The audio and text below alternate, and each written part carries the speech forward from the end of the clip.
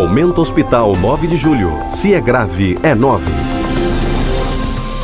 2h16.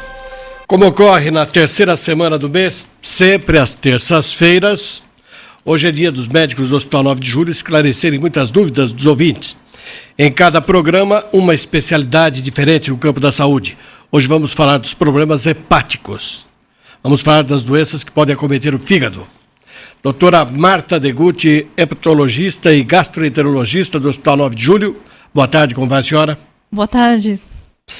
Dr. Carlos Bahia, cirurgião-geral do Hospital 9 de Julho, prazer receber aqui, doutor. Boa tarde. A doutora Regina Tranquese, diretora técnica responsável do Hospital 9 de Julho, boa tarde. Boa tarde. Eu começo com as doenças mais comuns do fígado, doutora Marta. Das doenças mais comuns, nós temos a hepatite A, hepatite B, C e também as doenças por álcool, que podem chegar até a cirrose, e as hepatites medicamentosas, entre outros tipos. O que vem a ser hepatite? A senhora falou aí, tipo A, B, C, quais são os sintomas de cada uma? Hepatite significa inflamação do fígado. Os principais tipos que nós mencionamos aqui, A, B e C, são infecções por vírus. Então, vírus do tipo A, vírus B, vírus C. A hepatite A, geralmente, ela acomete crianças que ficam... É conhecido isso, que existe às vezes epidemia na escola, que alguém toma uma água contaminada e fica com o olho amarelo, uma febre, uma diarreia. E é uma doença que, apesar da intensidade dos sintomas, ela costuma ter uma cura espontânea. Ocorre quase sempre nos primeiros 20 anos de vida. Já a hepatite B e C, ela é adquirida por meio de contaminação por sangue, ou por via sexual, ou por injeção, compartilhamento de agulhas, drogas. Então, geralmente a aquisição dela ocorre em outras etapas da vida, né? Embora a hepatite B também possa transmitir da mãe para o feto. E os sintomas, às vezes, são muito silenciosos. A pessoa não sabe que está doente, contagiada pela hepatite B e C, e só vai descobrir isso quando a doença está no estágio mais avançado, até de cirrose. Bom, a senhora já falou como são transmitidas as hepatites. Agora, é possível evitar contágio? Sim. Para a hepatite A, como eu disse, a transmissão pelos alimentos. Então, o principal é lavar as mãos sempre, né? Ao ir ao banheiro, ao manipular os alimentos, as refeições. E ter cuidado ao lavar verduras, cozinhar bem os alimentos e assim por diante. Para evitar... Para evitar o contágio com hepatite B e C, sempre praticar o sexo seguro, utilizar agulhas e seringas descartáveis, e mesmo para quem for fazer tatuagem, também ter cuidado com esse tipo de agulha e assim por diante. A senhora disse que acaba por si só, acaba cedendo a doença, né? Agora, as outras, as demais, a cura para B e para C? Sim, a hepatite A, como eu disse, ela quase sempre é benigna, né, mas sempre ela deve ser supervisionada e bem acompanhada.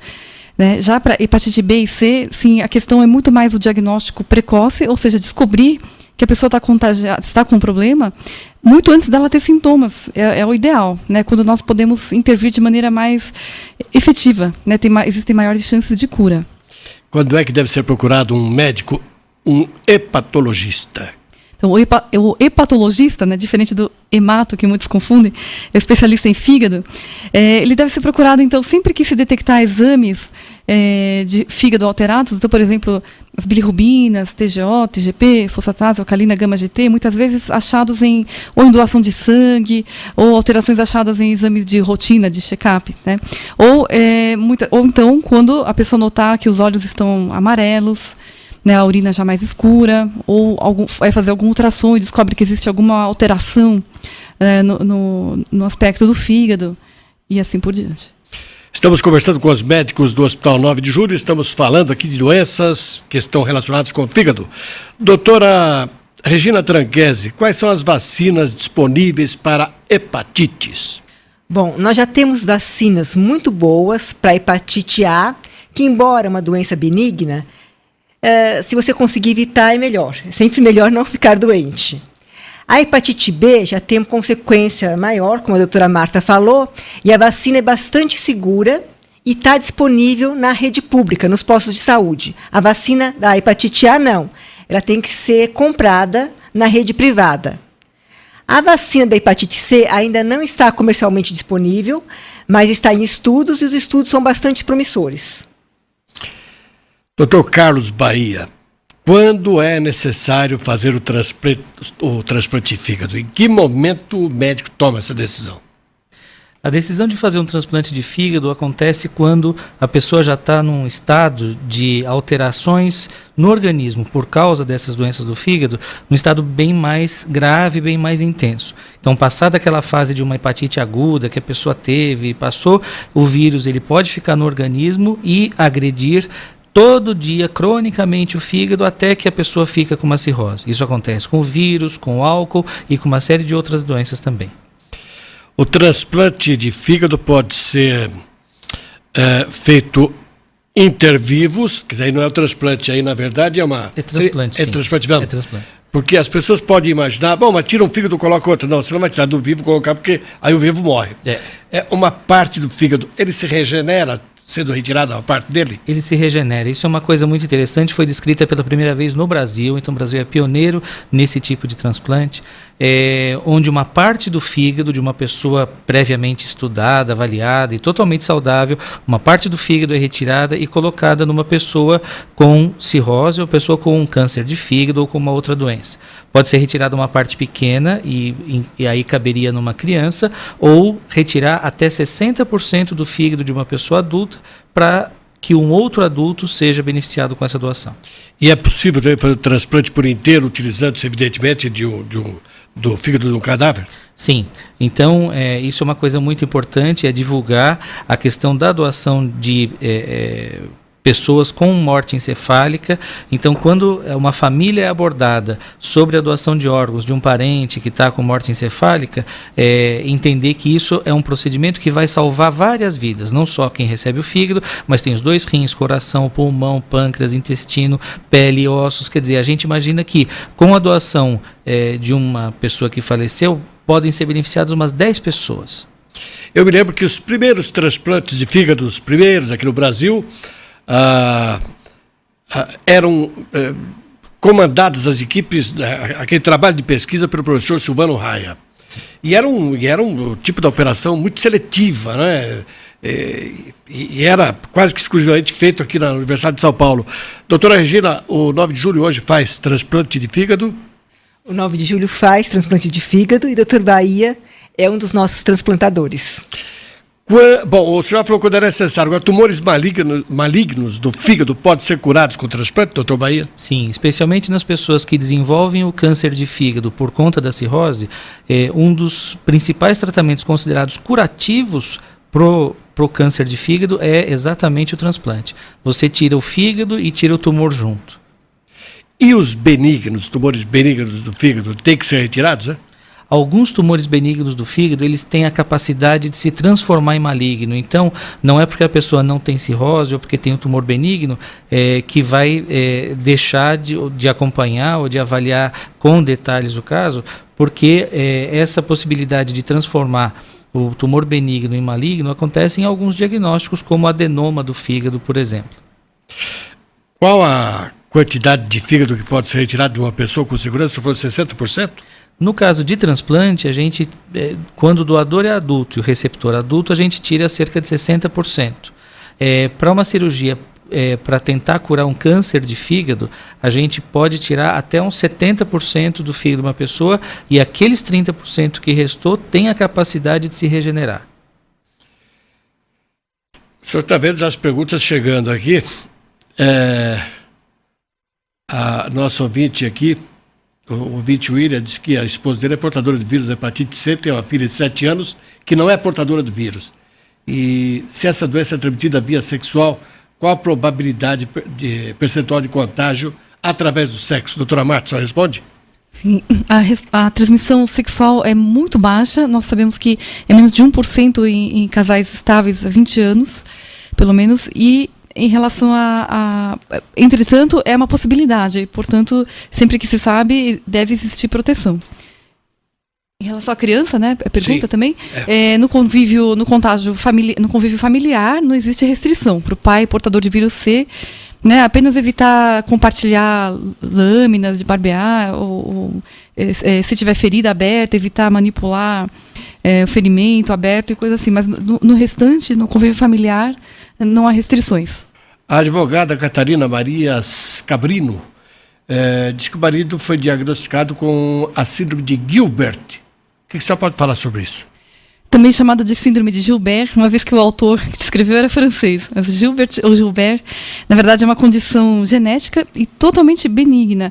É apenas um modo que o fígado tem de lidar com a bilirrubina, que torna o fígado um pouco mais lento, vamos assim dizer, por assim dizer, e a pessoa suporta menos estresse. Então, se ela dormir mal, se ela fizer um jejum prolongado, se ela beber demais, ela fica com o olho amarelo, fica mais cansada. Mas é uma condição benigna. Dona Sônia Maria Carvalho Pinto diz que teve hepatite C, está negativada desde 2006. Gostaria de saber se o vírus continua no meu organismo, se ele pode voltar a atacar novamente. Hoje nós falamos do vírus C em cura, o que não acontece exatamente com o vírus B, mas o vírus C é curável. Doutor Carlos, quem é que pode ser doador vivo de fígado? Então, o transplante com doador vivo, ele tem algumas características. Qualquer pessoa com mais de 18 anos pode ser doador de fígado e para isso precisa assinar uma documentação. Ele pode doar o fígado para uma pessoa que seja um parente próximo ou para uma pessoa que até não seja parente próximo, pode ser um amigo, pode ser uma outra pessoa. Quando é parente próximo até 3º grau, até primo, não precisa de autorização judicial. Quando a coisa vai se afastando na linha familiar, ou é uma amizade ou coisa assim, precisa de autorização judicial, porque uma das coisas que a gente sempre busca é evitar o comércio de órgãos. Então, como isso poderia ter algum tipo de negociação, então o juiz define, depois de entrevistar tanto o doador quanto o receptor, se a doação vai ser permitida ou não. Para uma pessoa que fez transplante por causa de cirrose por vírus, o vírus ataca o fígado novamente? O que fazer? Muitas vezes ataca o fígado novamente. Algumas vezes a gente não consegue, mesmo com os tratamentos modernos que tem hoje em dia, a gente não consegue eliminar o vírus antes de fazer o transplante. Normalmente quem vai para o transplante já está num grau de cirrose mais avançado. Então, a gente tem a possibilidade de tratar depois do transplante. Com a pessoa recuperada, o fígado em melhores condições, ela tolera melhor o tratamento. O tratamento é feito com drogas bastante pesadas. Pessoas com cirrose causada por álcool podem ser transplantadas? Sim, existe uma legislação a respeito disso. A pessoa com cirrose alcoólica pode sim ser transplantada, tem que seguir algumas regras. Tem avaliação psicológica, tem o tempo de abstinência, tem uma série de coisas que são cumpridas, mas assim, a cirrose alcoólica sim é uma indicação de transplante de fígado e com resultado bom. O que é hepatite fulminante e por que as pessoas nessa situação passam na frente na fila de espera? Hepatite fulminante é uma situação onde o fígado ele fica inflamado muito intensamente, muito rapidamente, sem a pessoa ter nada antes. Então a pessoa tinha uma vida normal e de repente começa a inflamar o fígado, muitas vezes por conta de vírus, tanto o vírus da hepatite A em adulto, vírus de hepatite B aguda e mais raramente o vírus da hepatite C, eles podem causar essa hepatite fulminante. Mas a maioria dos casos é causado por medicamentos ou drogas. Muito bem, tem aqui várias outras perguntas, mas infelizmente o tempo está esgotado, temos outras entrevistas pela frente. As perguntas recebidas que não foram respondidas no ar serão respondidas, tenho certeza, direto lá com o Hospital 9 de Julho, pelo Facebook, pode ser? Você tem de memória o Facebook? Próximo. Hospital 9 de Julho, facebook.com/Hospital 9 de Julho. Muito bem, então é facebook.com/Hospital 9 de Julho. Muito bem. Agradeço muito aqui a doutora Marta Degutti, hepatologista, mas que palavra. Todas as especialidades médicas, elas costumam travar a língua da pessoa. Né? Hepatologista e gastroenterologista do Hospital 9 de Julho. Doutora Marta, obrigado por ter vindo. Eu que agradeço a oportunidade. Muito obrigada e boa tarde a todos. O doutor Carlos Bahia é cirurgião geral do Hospital 9 de Julho. Obrigado, doutor Carlos Bahia. Boa tarde, Parrão. Muito obrigado pela oportunidade. E a doutora Regina Tranquese, diretora técnica responsável do Hospital 9 de Julho, também. Nosso muito obrigado. Boa semana para a senhora. Obrigada, Parrão. Nosso próximo encontro será na terceira semana do mês que vem, sempre às terças-feiras, aqui com os médicos do 9 de Julho, e cada vez que eles aqui comparecem para tratar de uma especialidade diferente da saúde, tá bom? Até lá, então. Saúde, tá bom?